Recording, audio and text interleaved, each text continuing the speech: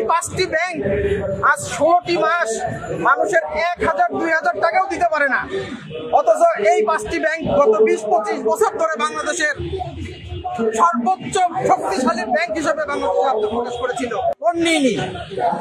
আমরা সকল প্রকার জনগণ, সকল প্রকার সাংবাদিক, ছাত্র জনতা, রিক্সা চালক, ভ্যান চালক, কৃষক, আইন শৃঙ্খলা রক্ষাকারী বাহিনীর প্রশাসনের সমস্ত লোক এই 5টি ব্যাংকে টাকা জমা রেখেছে। 1 কোটি গ্রাহক, এই 1 কোটি গ্রাহক আজকে তাদের জমানো টাকা ব্যাংকে রেখে তারা আজকে উঠাতে পারছে না।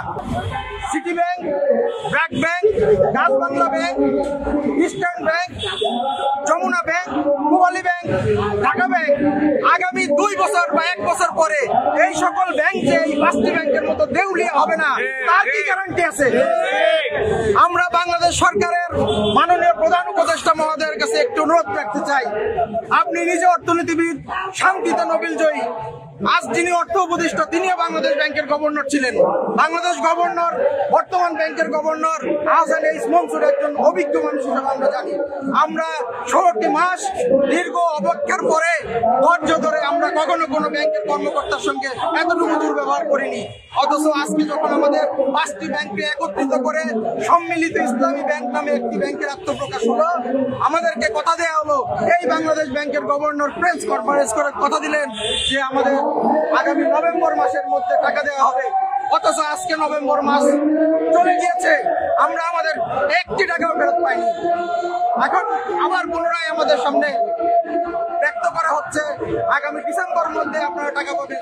এর কি নিশ্চয়তা আছে? এর কি নিশ্চয়তা আছে?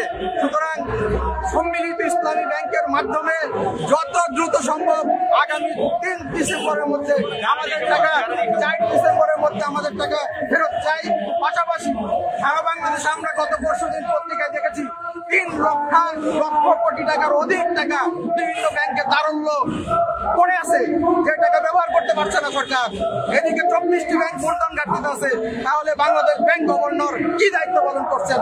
আমরা চাই বাংলাদেশ ব্যাংক গভর্নর অর্থ মন্ত্রণালয়ের সুষ্ঠু একটা সুন্দর পরিবেশের মাধ্যমে আমাদের সম্মিলিত ইসলামী ব্যাংকের মাধ্যমে যাতে আমরা আমাদের টাকা আগামী 4 ডিসেম্বরের মধ্যে পেতে পারি। যদি তা না হয়, অন্যথায় আমরা আগামী 17 ডিসেম্বর আমাদের কেন্দ্রীয় নেতৃবৃন্দ ঘোষণা করেছেন 7 ডিসেম্বর আমরা আমাদের পরিবার পরিজন নিয়ে বাংলাদেশ ব্যাংক ঘেরাওয়ের কর্মসূচি ঘোষণা করেছি।